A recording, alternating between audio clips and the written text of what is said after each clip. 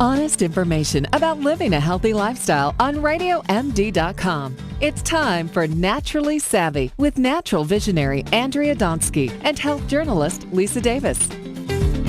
I'm Lisa Davis with Andrea Donsky. Last weekend, Whole Foods had a 25% off all of their vitamins and supplements. And all I could think is, why the heck isn't Ashley Koff here with me? Because I was confused. As much as I know about health and nutrition, there's still some things that I am definitely lacking. And one of the things that I really am excited about today is we're going to talk about magnesium, Magnesium 101. Ashley, hello there. Hi, this is like the best gift that we can give anyone, I feel like, in January while Mercury is in retrograde. Let's just be clear. Oh, my gosh, never. Is that why I've been ever? so weird? Oh, my gosh. Yep. The January and by weird, blessing. I mean cranky. Yes, exactly. And technology. I really feel like it's, when people say, like, what's your favorite food? And I say broccoli, and then I'm like, oh, I shouldn't pick a favorite food. And then they'll say, what's your favorite, mineral or vitamin? These are I hang out with weird people, and these are the questions we ask. But anyway, hey, wait a minute. I'm not weird. I know, but, weird, I was just going to say weird is, like, the best compliment I can give someone. Because I'm totally weird. So, but, magnesium personally, I don't know about you guys, but magnesium personally was such a game changer for me. And personally, I don't exist without it. And then the other part of that, if in the supplement form, but the other part of it, and this is actually where I wanted to start, is it's food. And I think that that's what's so amazing. And one of my favorite foods that's extremely magnesium rich is cacao. And so when we talk about chocolate and why we love chocolate and why real chocolate actually helps us, and we'll get into what the benefits of magnesium are, I love remembering that. But I think one of the really important things to understand is that as we have done what we've done to our soil and our land, and as we've done in food processing, what we've done to our food, we've seen anywhere from a 30 to a 90% reduction in magnesium intakes. So something like 60% of American women are not getting sufficient magnesium. And this is where we explain what magnesium does in the body. The easiest way to think about it is to call magnesium Mother Nature's muscle relaxant. And so, remember the old days of, the Calgon bath, where it was like, Calgon, take me away. Yes, I say that I say that all the time. Now I just Calm bath, because Calm is, there's my magnesium, the natural Calm, and it's like, I just sit in the bath and lay there, and I'm like, all my problems go away. Or at least for the moment, let's just be clear. But when we think about muscle relaxation, and to be clear, calcium and magnesium work in opposition to each other. So that's also really important if you're taking a calcium supplement, or what one of my patients was just pointing out is she said, I feel like I'm not going to the bathroom as regularly, and it's interesting because she had switched off of dairy but had switched to an almond milk, but her almond milk, she wasn't having very much dairy, I should say, and she switched to almond milk, and the almond milk was fortified with calcium, and she started getting in more calcium in addition to her calcium supplement. So there's a dance there between calcium and magnesium. And the easiest way to think about it is if you flex your bicep and then you relax it.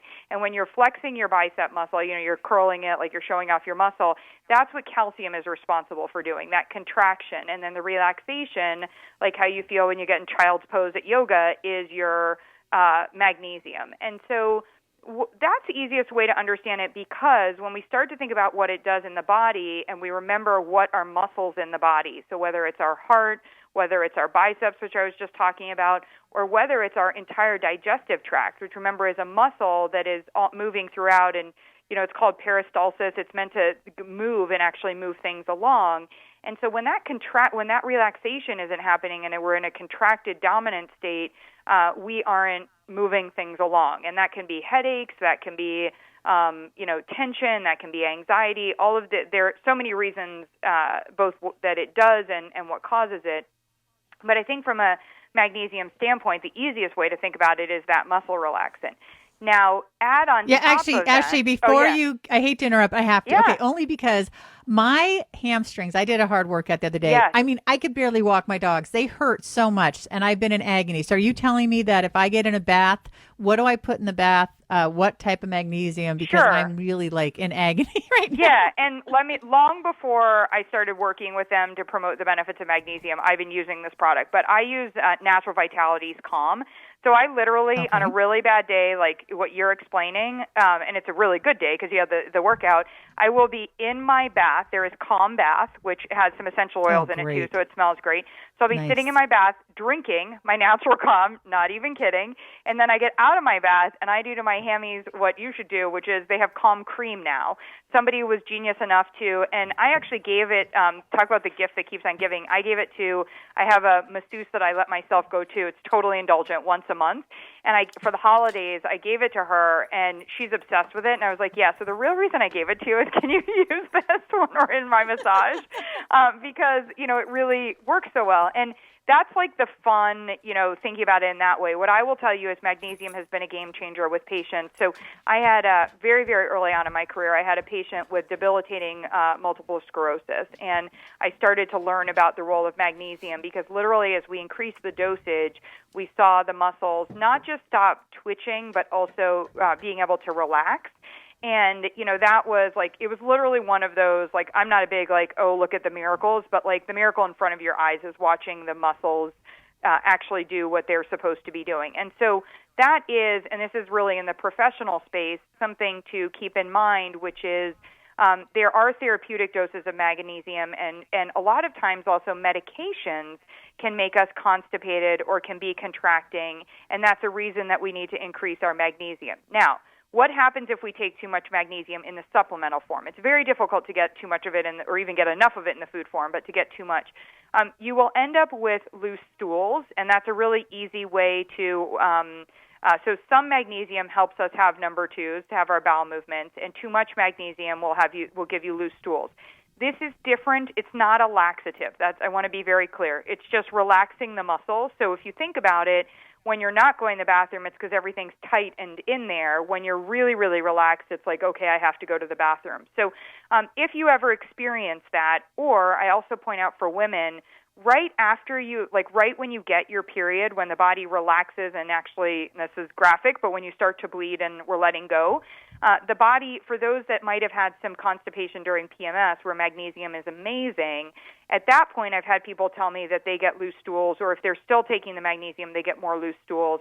That's where we might pull back on it. So they're situationally, especially in the supplement form, there are situations. But I think it's a great question. And then I also will say, why did I say the bath? Because the skin absorbs it. But I also said I would be sipping on the natural calm. And one of the things for me is there are different kinds of magnesium. So I'd never recommend magnesium oxide, which might be on your supplement.